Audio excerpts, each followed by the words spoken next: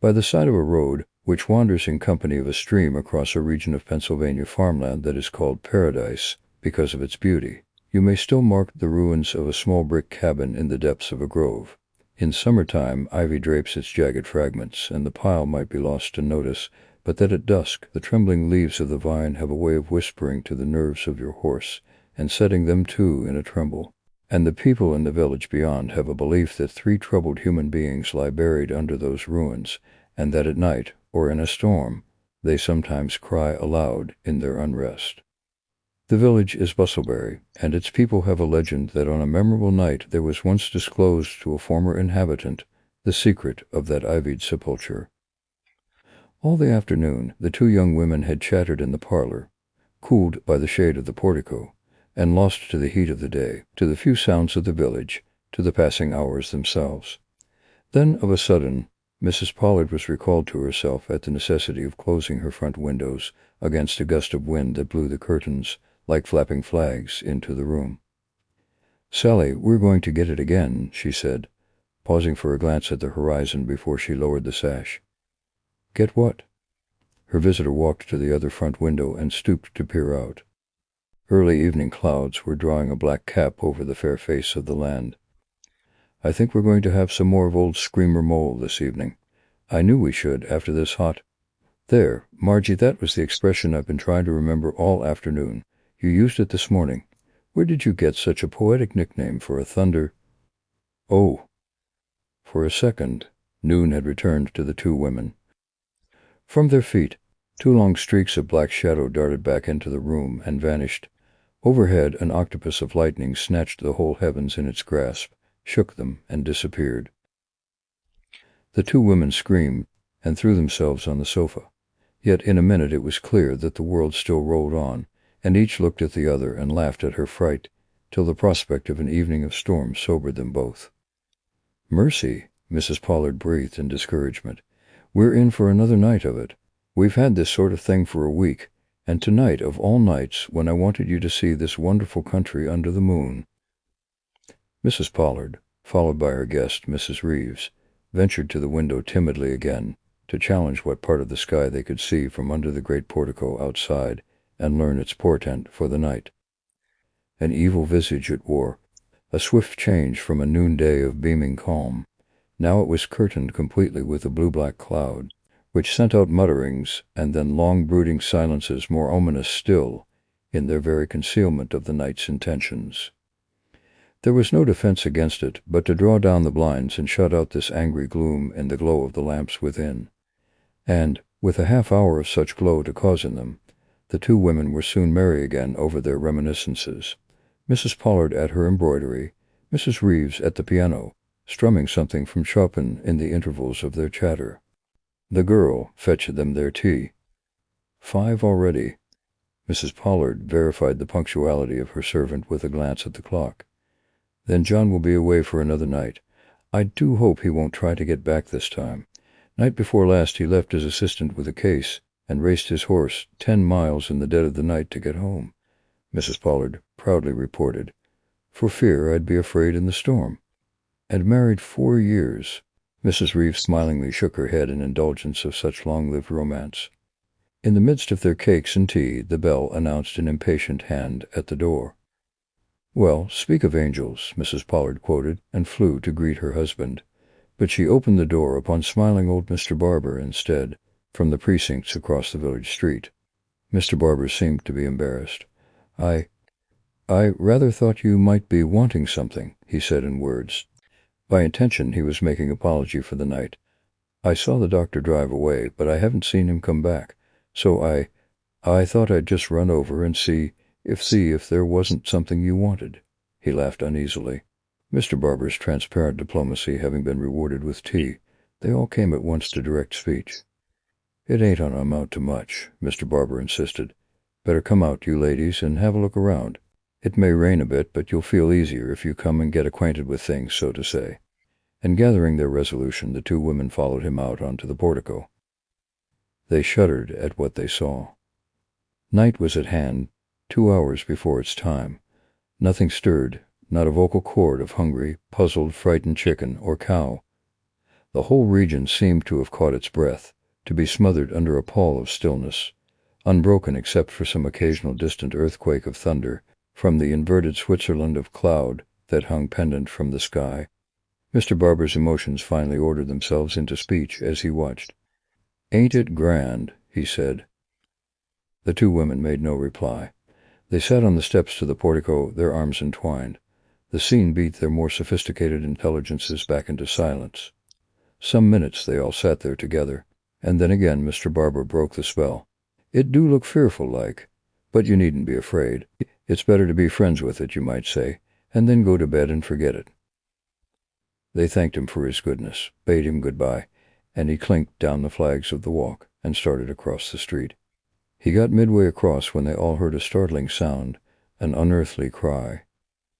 It came out of the distance and struck the stillness like a blow. "What is it? What is it, Marty?" Mrs. Reeve whispered excitedly. Faint and quavering at its beginning, the cry grew louder and more shrill, and then died away, as the breath that made it ebbed and was spent. It seemed as if this unusual night had found at last a voice suited to its mood. Twice the cry was given, and then all was still as before. At its first notes, the muscles in Mrs. Pollard's arm had tightened, but Mr. Barber had hastened back at once with reassurance. "I guess Mrs. Pollard knows what that is," he called to them from the gate. "It's only our old friend Mole that lives down there in the notch. She gets lonesome every thunderstorm and lets it off like that. It's only her room it is, I reckon. We wouldn't feel easy ourselves without them few kind words from old Mole." The two women applauded as they could his effort toward humor. Then, "Come on, Sally, quick," Mrs. Pollard cried to her guest, and the two women bolted up the steps of the portico and flew like girls through the door, which they quickly locked between themselves and the disquieting night. Once safe within, relief from their nerves came at the simple effort of laughter, and an hour later, when it was clear that the stars still held to their courses, the two ladies were at their ease again, beneath the lamp on the table, with speech and conversation to provide an escape from thought. The night seemed to cool its high temper as the hours wore on, and gradually the storm allowed itself to be forgotten. Together, at bedtime, the two made their tour of the house, locking the windows and doors, and visiting the pantry on the way for an apple. Outside all was truly calm and still as, with mock and exaggerated caution, they peered through one last open window. A periodic, lazy flash from the far distance was all that the sky could muster of its earlier wrath, and they tripped upstairs and to bed with that hilarity which always attends the feminine pursuit of repose. But in the night they were awakened. Not for nothing, after all, had the skies marshaled that afternoon array of their forces. Now they were as terribly vociferous as they had been terrifyingly still before. Leaves that had drooped melancholy and motionless in the afternoon were whipped from their branches at the snatch of the wind. The rain came down in a solid cataract. The thunder was a steady bombardment, and the frolic powers above, that had toyed and practiced with soundless flashes in the afternoon, had grown wanton at their sport, and hurled their electric shots at earth in appallingly accurate marksmanship. Between the flashes from the sky, the steady glare of a burning barn here and there reddened the blackness. The village dead, under the pelted sod, must have shuddered at the din. Even the moments of lull were saturate with terrors. In them rose audible the roar of waters, the clatter of frightened animals, the rattle of gates, the shouts of voices, the click of heels on the flags of the streets, as the villagers hurried to the succor of neighbors fighting fires out on the hills. For long afterward the tempest of that night was remembered. For hours while it lasted, trees were toppled over, and houses rocked to the blast.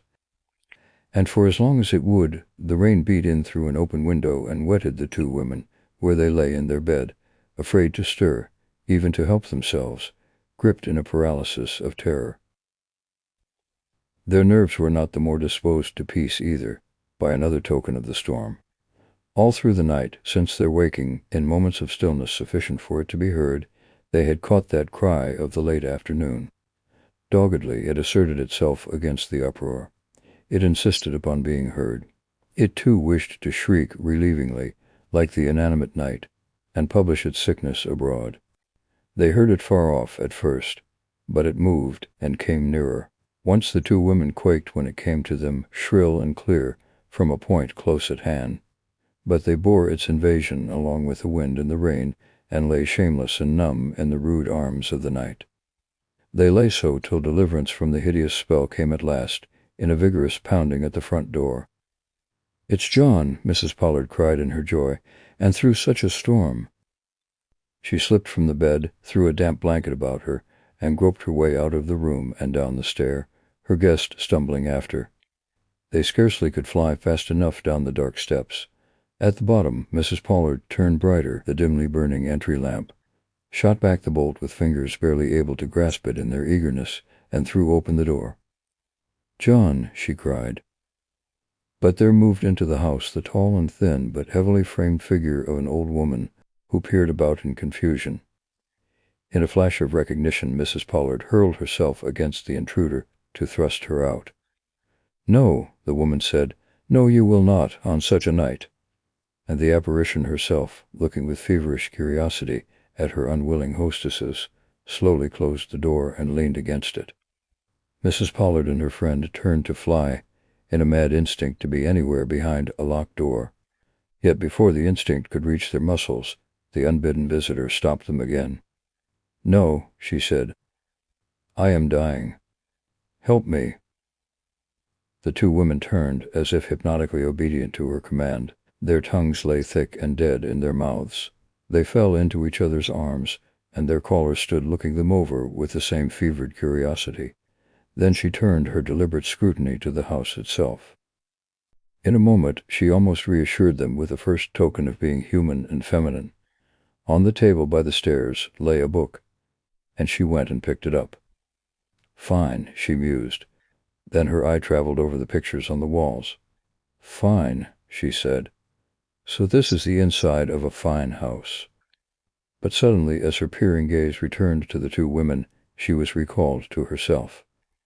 "But you wanted to put me out. On a night like this. Hear it." For a moment she looked at them in frank hatred, and on an impulse she revenged herself upon them by sounding in their very ears the shrill cry they had heard in the afternoon and through the night, that had mystified the villagers for years from the grove. The house rang with it, and with the hard peal of laughter that finished it. All three of them stood there for an instant viewing each other, but at the end of it, the weakest of them was the partly Sibylline, partly mountebank intruder. She swayed back against the wall. Her head rolled limply to one side, and she moaned, "Oh, God, how tired I am tonight." Frightened as they still were, their runaway hearts beating a tattoo that was almost inaudible, the two other women made a move to support her, but she waved them back with a suddenly returning air of command. "No," she said, "you wanted to put me out." The creature wore some sort of thin skirt whose color had vanished in the blue-black of its wetness. Over her head and shoulders was thrown a ragged piece of shawl. From under it dangled strands of grizzled gray hair. Her dark eyes were hidden in the shadows of her impromptu hood. The hollows of her cheeks looked deeper in its shadows. She loosed the shawl from her head, and it dropped to the floor, disclosing a face like one of the Fates. She folded her arms, and there was a rude majesty in the massive figure and its bearing as she tried to command herself and speak. "I come here, in this storm. Hear it.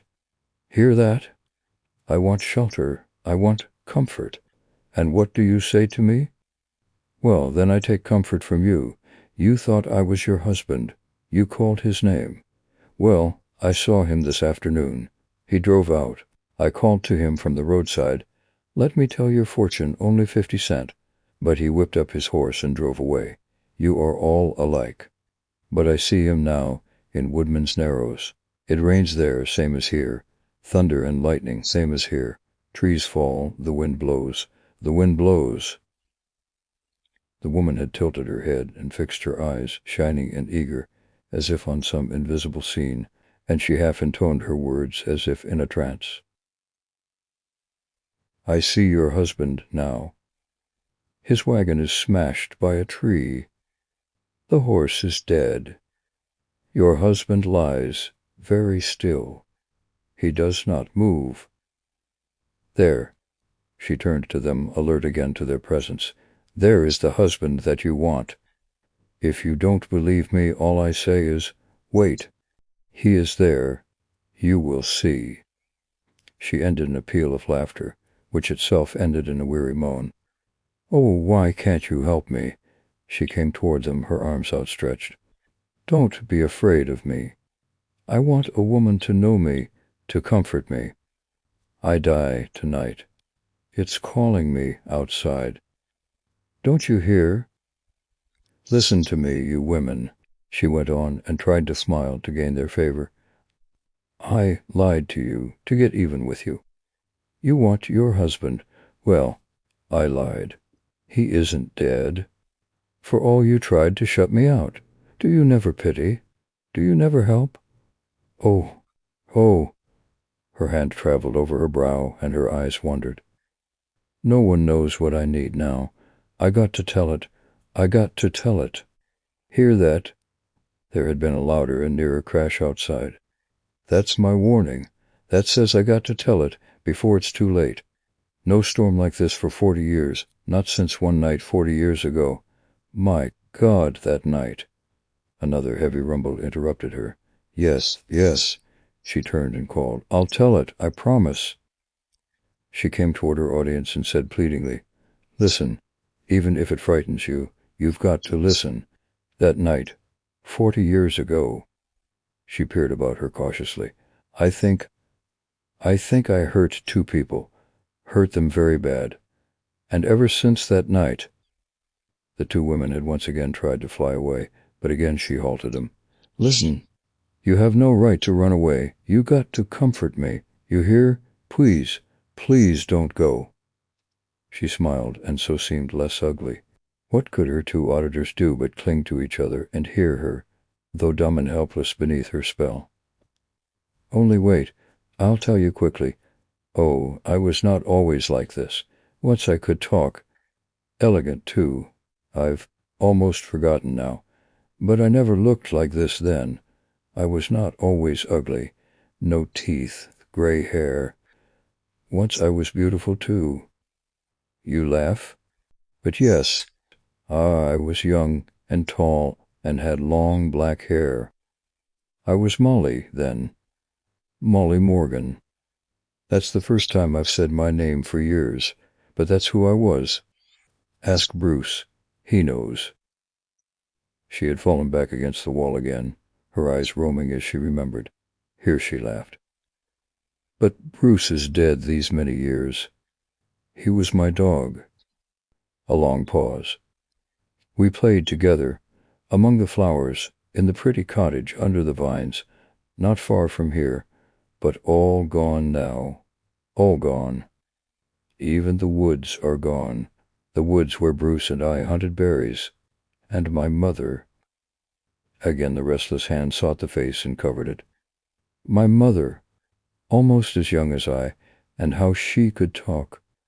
A fine lady, as fine as you. And oh, we had good times together, nearly always. Sometimes Mother got angry, in a rage. She'd strike me, and say I was an idiot like my father. The next minute she'd hug me, and cry, and beg me to forgive her. It all comes back to me.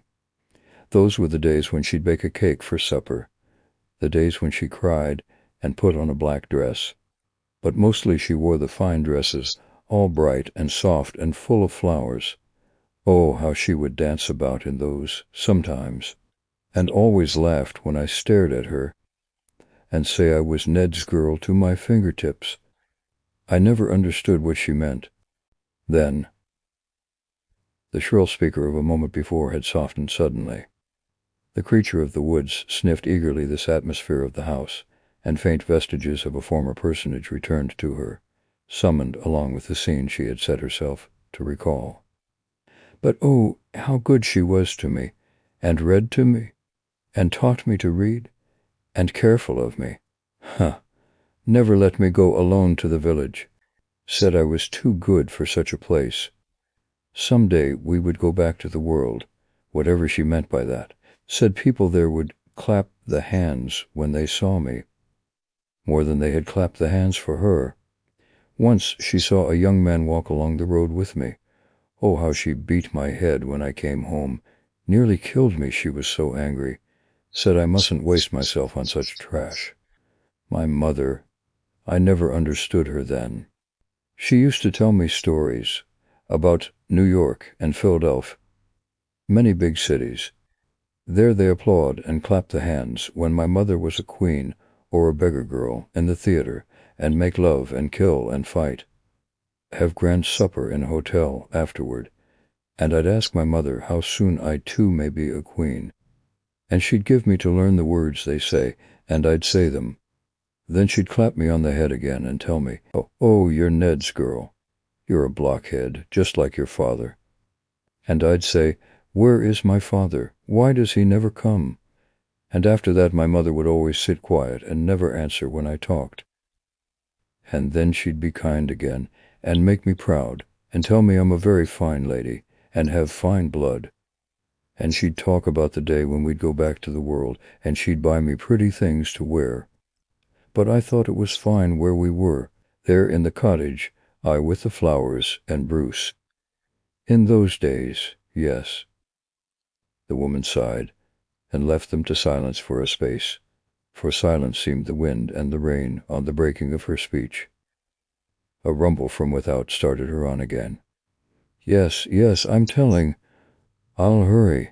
Then I grow big, 17.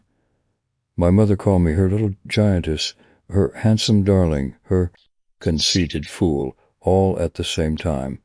I never understood my mother. Then. But then, one day, it came.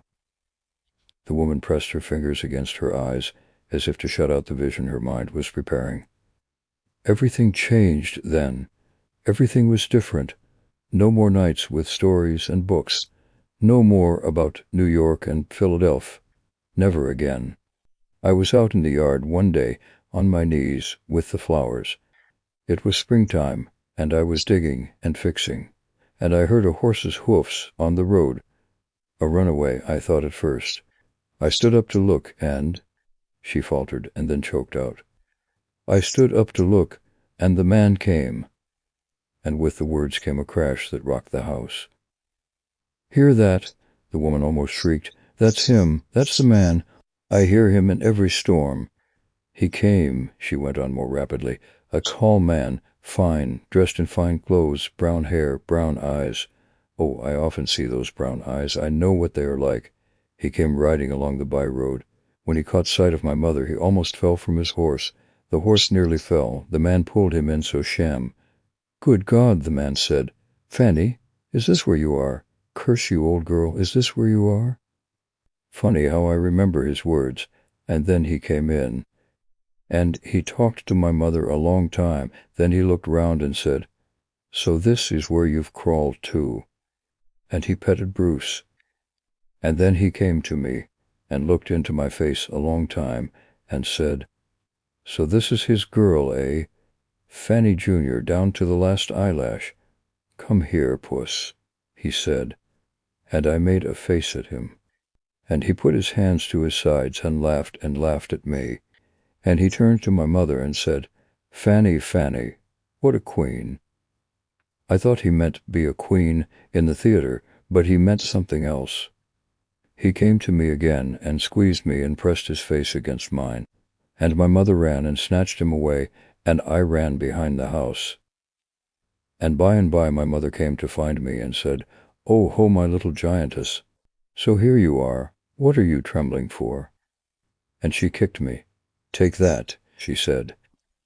And I didn't understand, not then. But I understand now.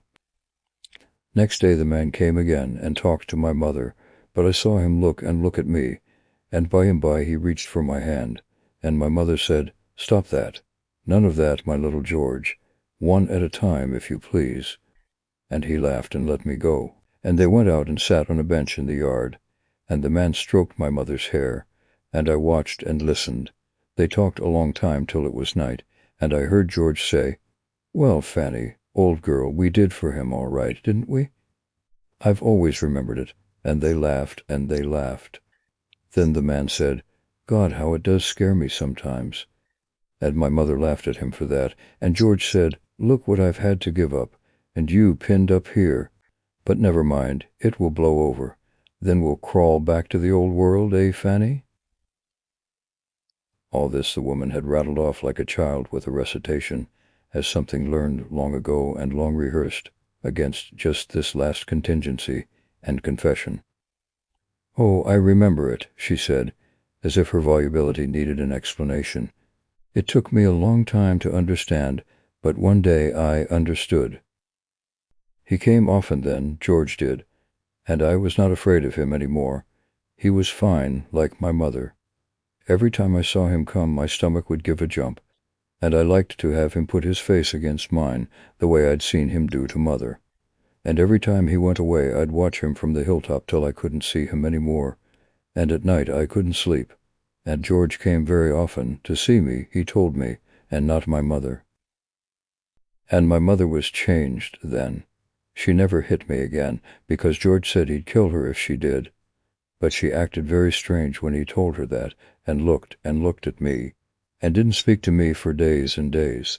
But I didn't mind. I could talk to George, and we'd go for long walks, and he'd tell me more about New York and Philadelphia, more than my mother could tell. Oh, I loved to hear him talk, and he said such nice things to me, such nice things to me. Bruce, I forgot all about Bruce. Oh, I was happy, but that was because I knew nothing.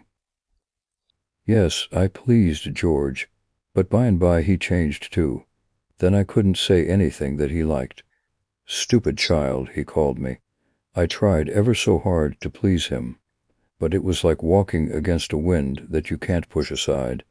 You women, you just guess how I felt then. You just guess. You want your husband. It was the same with me. I want George. But he wouldn't listen to me no more. The woman seemed to sink, to shrivel under the weight of her recollection. Finding her not a monster but a woman after all, her two hearers were moved to another slight token of sympathy. They were guessing as she commanded, but still, with a kind of weary magnanimity, she waved them back, away from the things she had yet to make clear. But one day I saw it. One day I saw something. I came home with my berries, and George was there. His breath was funny, and he talked funny and walked funny. I'd seen people in the village that way. But my mother was that way, too. She looked funny, had very red cheeks, and talked very fast, very foolish, and her breath was the same as George's, and she laughed and laughed at me and made fun of me. I said nothing, but I didn't sleep that night. I wondered what would happen. Many days I thought of what was happening. Then I knew my mother was trying to get George away from me. That was what had happened. Another day I came back with my berries, and my mother was not there. Neither was George there. So, she had taken George away. My George. Well, I set out to look. No rest for me till I find them. I knew pretty well where they might be. I started for George's little brick house down in the hollow. That's where he had taken to living, hunting and fishing. It was late. The brick house was far away. I was very tired, but I went, and—" She had been speaking more rapidly. Here she stopped to breathe, to swallow, to collect herself for the final plunge.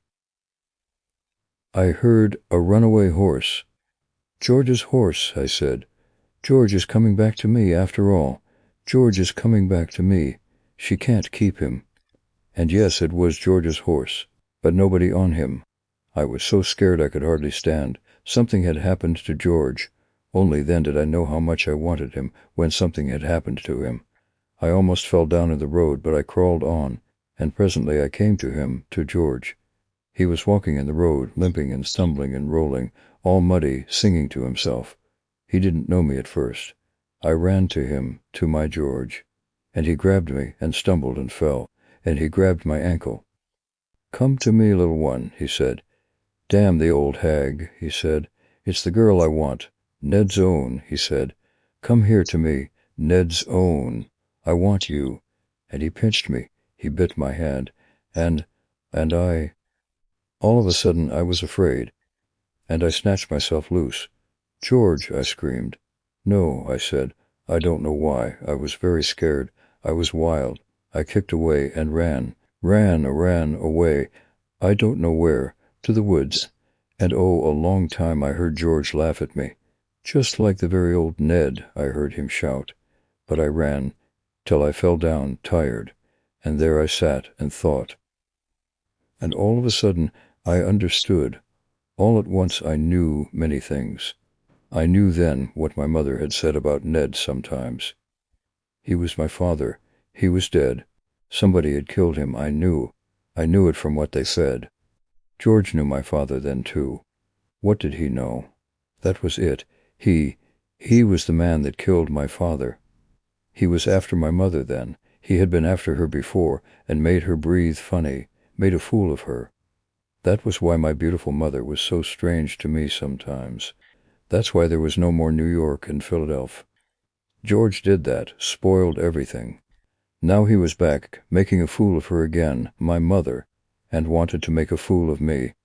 Oh, then I knew, that man. And I had liked him. His brown hair, his brown eyes, but oh, I understood. I understood. I got up from the ground. Everything reeled and fell apart. There was nothing more for me. Everything spoiled. Our pretty cottage, the stories, all gone, spoiled. So I ran back. Maybe I could bring my mother back. Maybe I could save something. Oh, I was sick. The trees, they bent and rolled the way George walked. The wind bent them double. They held their stomachs as if they were George laughing at me. They seemed to holler, "Ned's girl," at me.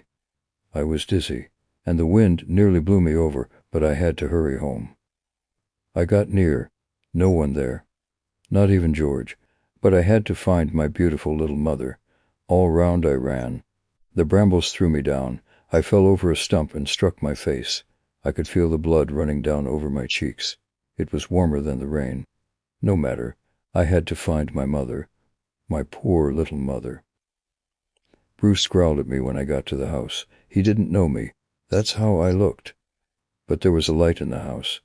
Yes, my mother was there. But George was there, too. That man. They had bundles all ready to go away. They weren't glad to see me. I got there too soon. George said, "Damn her soul, always that girl of Ned's. I'll show her." And he kicked me. George kicked me. But my mother, she didn't laugh when she saw me. She was very scared. She shook George and said, "George, come away, quick. Look at her face. Look at her eyes," she said. Oh, my mother, my little mother. She thought I would hurt her, even when she'd been such a fool. I was the one that had to take care of her then, but she wanted to go away with that man. That made me wild. "You, George," I said, "you've got to go. You've done too much to us," I said. "You go." And, "Mother," I said, "you've got to leave him. He's done too much to us," I said. She only answered, "George, come, quick," and she dragged George toward the door. And George laughed at me, laughed and laughed, till he saw my eyes. He didn't laugh then, nor my mother. My mother screamed when she saw my eyes. "Shut up, George," she screamed. "She's not Ned's girl now." And George said, "No, by God, she's your brat now, all right. She's the devil's own." And they ran for the door. I tried to get there first to catch my little mother. My mother only screamed as if she were wild, and they got out in the dark.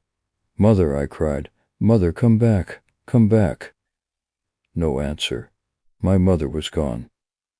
Oh, that made me feel, somehow, very strong. "I'll bring you back," I shouted. "You, George, I'll send you away. Wait and see." They never answered. Maybe they never heard.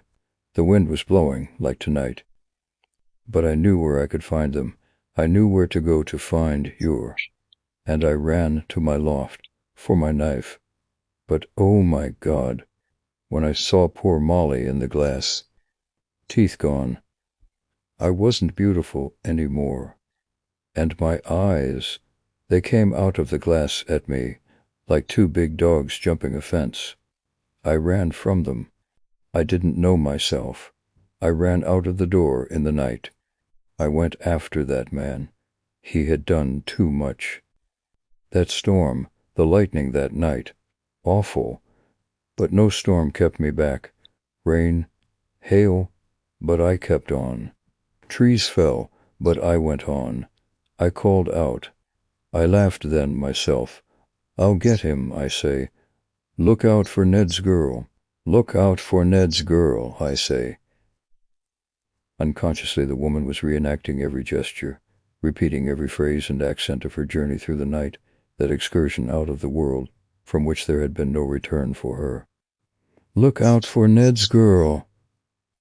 The house rang with the cry, but this second journey of the memory ended in a moan and a faint. I said I would tell it. Help me, she said. In some fashion they worked her heavy bulk out of its crazy wrappings and into a bed.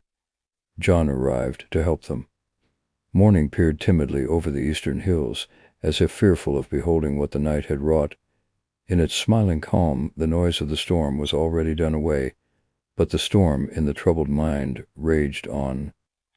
For days it raged, in fever and delirium.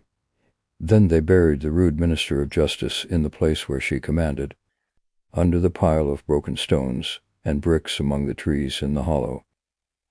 And it is said that the inquisitive villagers, who had a part in the simple ceremonies, stirred about till they made the discovery of 2 skeletons under the ruins. And to this day there are persons in Bustlebury with the belief that at night, or in a storm, they sometimes hear a long-drawn cry issuing from that lonely little hollow.